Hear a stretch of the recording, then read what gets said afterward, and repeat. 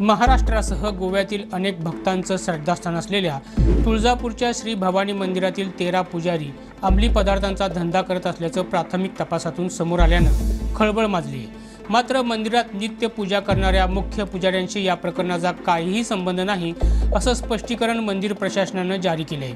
हे पुजारी राजकीय पक्षांचे कार्यकर्ते असल्याचं पोलीस तपासात उघड झाल्यानंतर राजकीय पक्षांनी एकमेकांवर शिंतोडे उडवण्यास सुरुवात केली आहे। पाहूया याविषयीचा खास रिपोर्ट।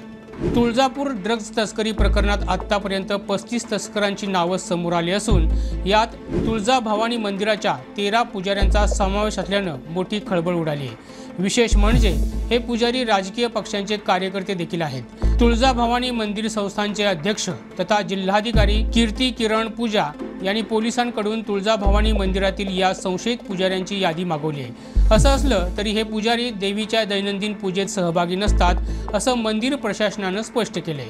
म्हणजे या पुजाऱ्यांचे बड्या राजकीय नेत्यांसोबतचे फोटो आता सोशल मीडियावरून व्हायरल होत आहेत। यातील पहिल्या फोटोत राहुल परमेश्वर व सुमित शिंदे हे 2 संशयित तस्कर शिवसेनेच्या उद्धव बाळासाहेब ठाकरे गटाचे खासदार ओमराजे निंबाळकरांसोबत दिसत आहेत।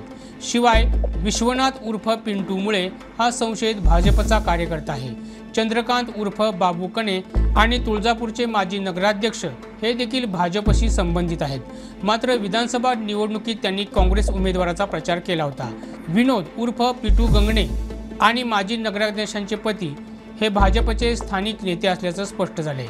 दरम्यान हे राजकीय कार्यकर्ते मंदिराचे पुजारी असल्याचं पोलिसांनी स्पष्ट केल्यानंतर सगळेच अचंबित झालेत। मंदिर प्रशासनानं या आरोपी पुजाऱ्यांची यादी पोलिसांकडून मागवली आहे। तसंच या राजकीय पुजाऱ्यांमुळे सरसकट मंदिरातील पुजाऱ्यांची बदनामी थांबवण्याचं आवाहन तुळजापुरातील पुजारी मंडळानं केलंय। कारण यातील आरोपी पुजारी देवीच्या दैनंदिन पूजेत सहभागी नव्हते। आतापर्यंत या प्रकरणात 35 आरोपी निष्पन्न झाले असून 21 आरोपी अजून देखील फरार आहेत। या आरोपींमध्ये मुख्य सूत्रधार संगीता गोळे ही महिला असून ती मुंबईहून हे रॅकेट चालवत होती असं प्राथमिक तपासातून समोर आले।